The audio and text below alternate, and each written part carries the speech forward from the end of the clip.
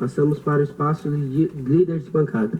A palavra está à disposição dos senhores líderes por 20 minutos. Peço a palavra, senhor presidente. A palavra está com o líder do MDB, Cláudio Schwartzhaupt, por 20 minutos.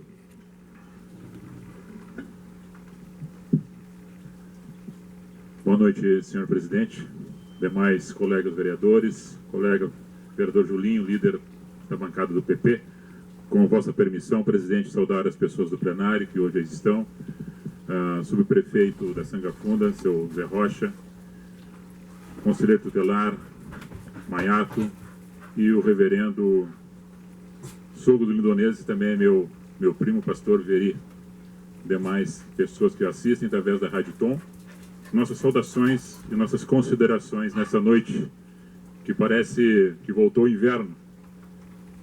Quero lembrar algumas datas, como assim sempre faço, em referência às datas comemorativas da nossa comunidade, de algumas instituições e pessoas que fazem parte do conjunto da sociedade e que representam trabalhos e profissões, a qual fazem com que não só nosso município, mas aonde permeia a profissão, o trabalho, a cidadania, o desenvolvimento social e humano em nossas periferias, numa sociedade organizada a qual nós pertencemos. E assim, desenvolvemos o melhor trabalho no conjunto para o todo, dando uma resposta satisfatória às pessoas que olharam para nós e confiaram um voto. Então, o mais justo é lembrar e considerar tais pessoas que fazem parte do conjunto da nossa comunidade. No dia 16, próximo passado, foi o Dia Mundial da Alimentação, e nós temos em o nosso país aproximadamente quase 5 milhões de pessoas que vivem na linha da pobreza. Por outro lado, nós vemos o desperdício de alimentações, desde a linha de produção ao transporte, até chegar nos postos chamados SEASA, aqui no estado do Rio Grande do Sul, onde há grande desperdício daquilo que é produzido.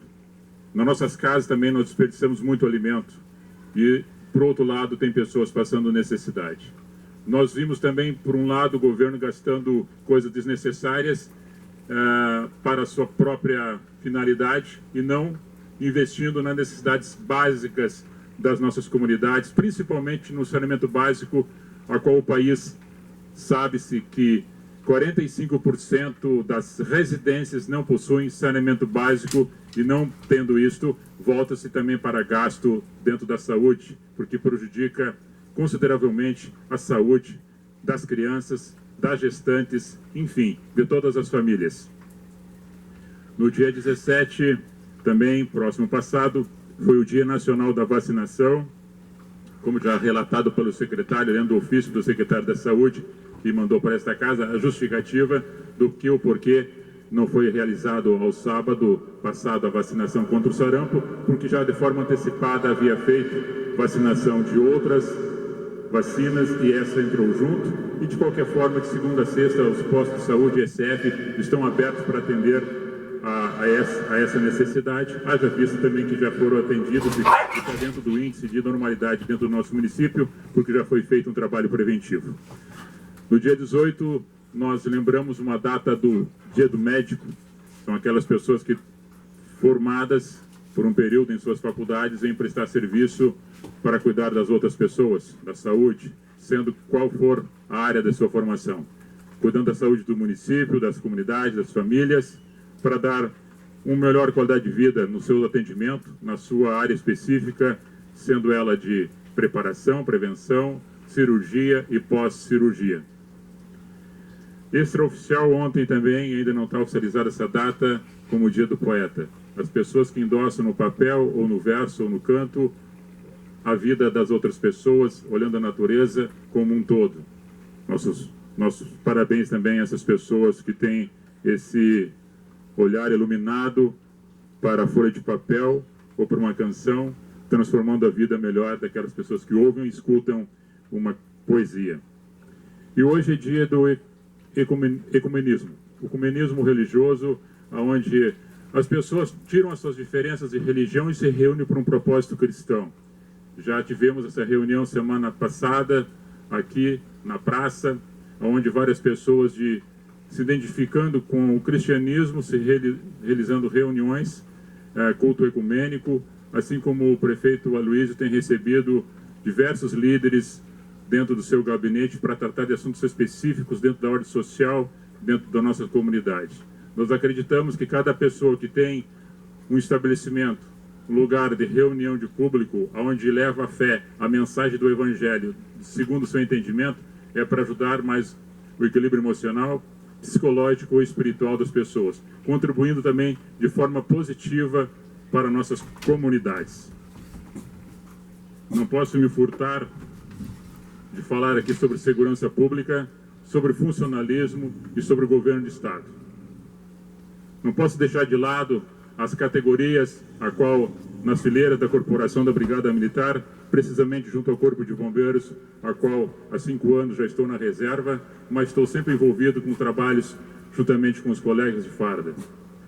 E não somente isto, 15 de outubro passado foi o Dia do Professor, e nós temos na história aproximadamente 128 anos que essa data foi criada por Dom Pedro II, e ela, com decreto, depois de passados 120 anos que ela começou a ser comemorada, isso precisamente em 1947, e o professor hoje, aquele que está iniciando o seu trabalho dentro da sala de aula, não tem o seu salário adequado, não tem condições de trabalho, muitas vezes numa sala precária e com material insuficiente, e os alunos muitas vezes não respeitando os mestres que estão ali fazendo o ensino. E cada um de nós, eu acredito que passamos por uma sala de aula, e alguns ainda estão fazendo um curso superior, uma pós-graduação, e cada um que tem uma formação, que sabe ler e escrever, passou por um professor, por um mestre. E hoje nós vemos que, em consideração ao que ganha, ao salário, os salários atrasados, com a precariedade da folha de pagamento, com atrasos assim, que o governo que entrou, que falava contra o governo que estava, que era o governo Sartori, e nós tivemos uma posição de tentar continuar com o governo Sartori para colocar a estabilidade do governo na questão financeira. E o que ganhou as eleições, o Eduardo Leite, ele falava que o Sartori não fazia porque não queria, e até usou uma expressão que eu não vou citar aqui, que era tirar o seu corpo da cadeira e levantar e fazer. E nós vemos que às vezes a vaidade do ser humano é superior ao seu conhecimento. Às vezes a vaidade de uma caminhada política é superior àquilo que ele sabe fazer ou tem um projeto de trabalhar para fazer melhor, criticando aquele outro que estava. E hoje a folha de pagamento, não somente dos professores, mas eu como militar, está 46 dias de atraso, está quase empatando 2 meses de atraso. Eu, graças a Deus, tenho a minha vida equilibrada, mas muitos aí estão passando necessidade em relação ao pagamento atrasado de suas contas, e as contas vêm, e quem cobra quer receber em dia. E tem um pacote aí de 116 alíneas para ser colocado na Assembleia, ainda não foi, vai ser colocado, e o governo quer colocar até o final do ano, para fazer muitas alterações nos direitos que já foram adquiridos. E naqueles que têm a pretensão de entrar hoje para uma carreira, sabendo que se aqueles projetos, a maioria deles, se forem aprovados, muitos não estarão querendo se inscrever para fazer concurso público para entrar na Brigada Militar, como muitos colegas meus, há pouco tempo, na semana passada, já refizeram seus requerimentos para ir para a reserva, para que não tome de surpresa o pacote que está para vir por aí. Tirar tudo aquilo que eles lutaram por tempo, trabalhando, no exercício da sua função, dando o risco da sua própria vida para trabalhar pela comunidade, enfrentando a marginalidade, enfrentando o banditismo, enfrentando a catástrofe, que no caso é os bombeiros, entraram onde as pessoas têm que ser recuadas, têm que ser tiradas, têm que ser evacuadas, e o bombeiro entra para ali fazer o combate ao incêndio, ao sinistro, trabalhando em recuperação de vidas, e hoje não é reconhecido pelo salário atrasado e sem a expectativa de um aumento salarial, nem recuperação de percas pela inflação. O governo que entrou dizendo que ia fazer o que não está sendo feito.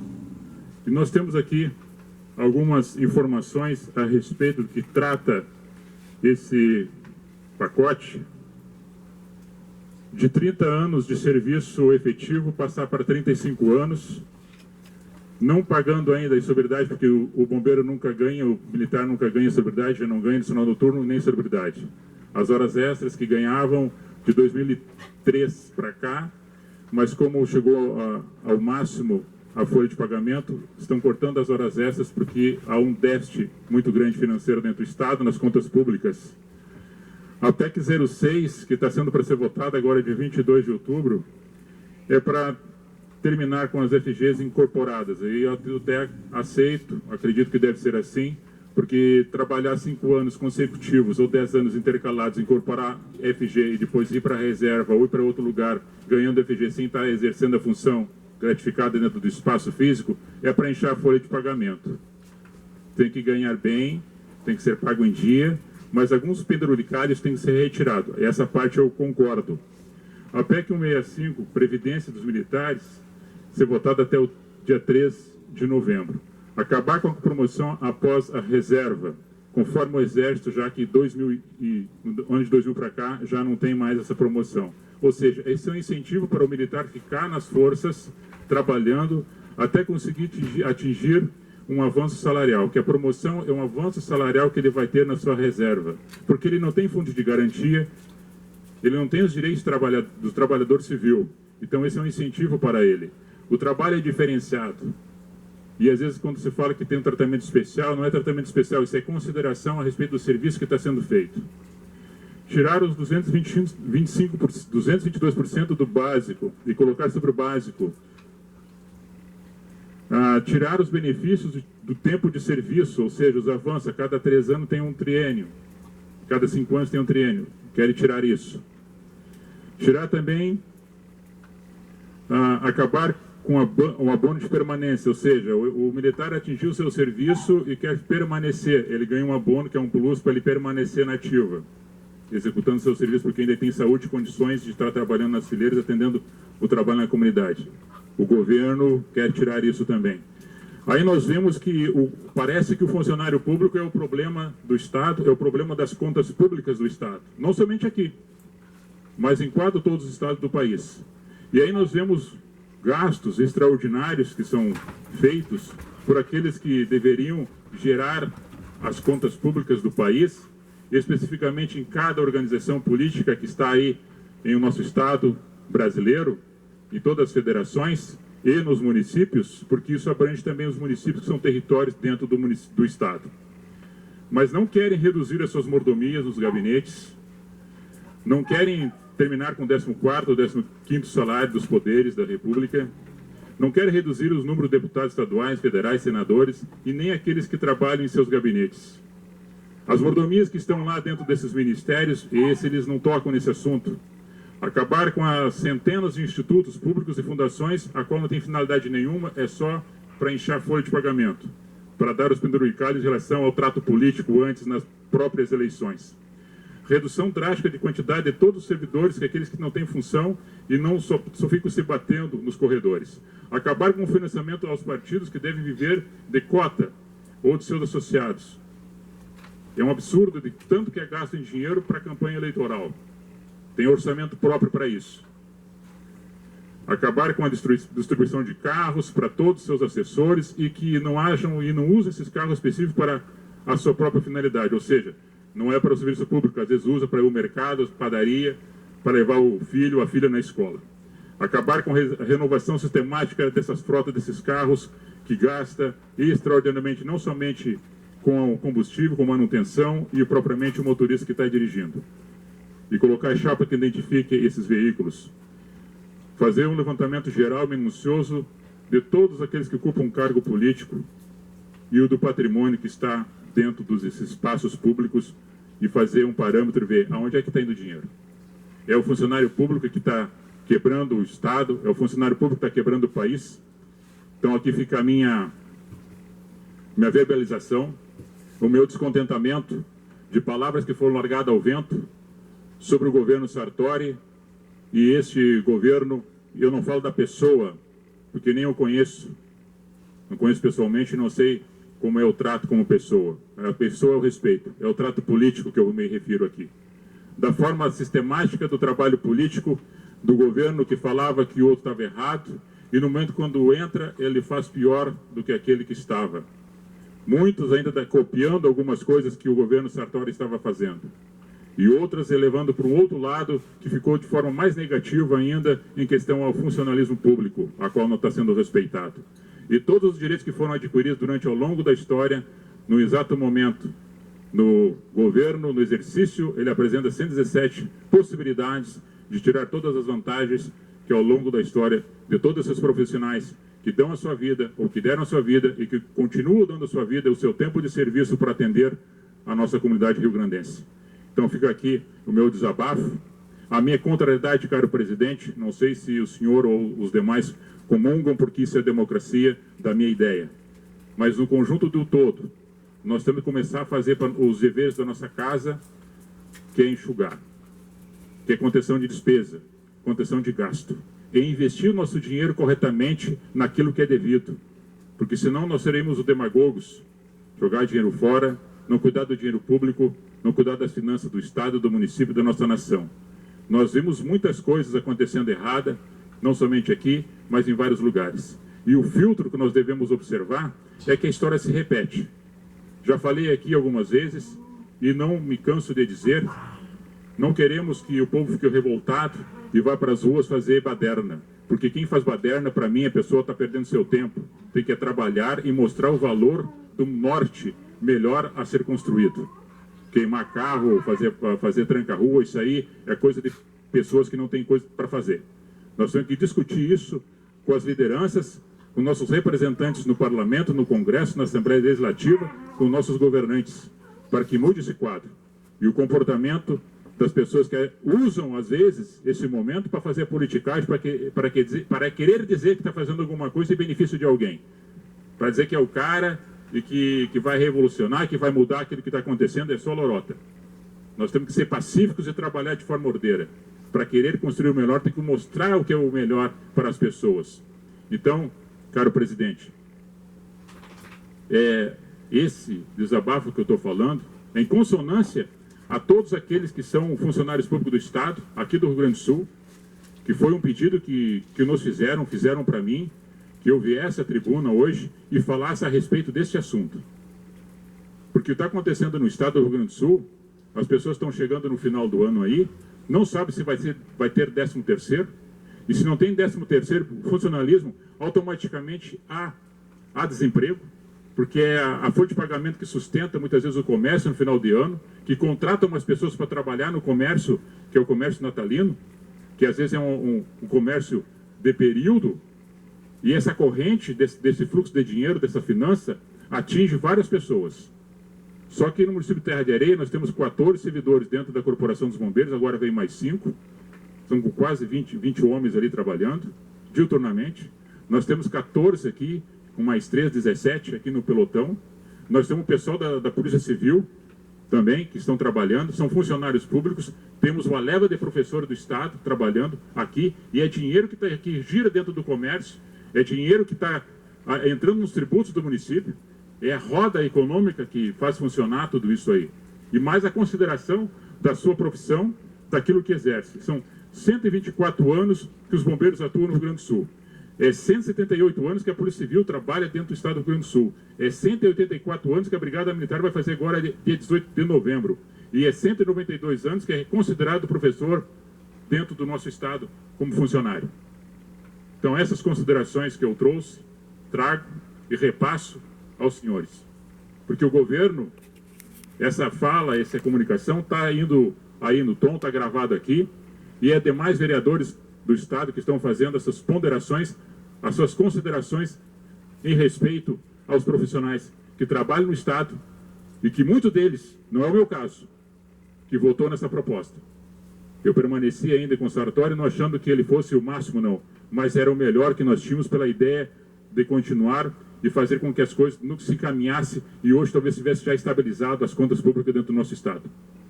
Esse era o objetivo, essa era a proposta, esse era o que nós pensávamos e nós iríamos construir junto esse processo.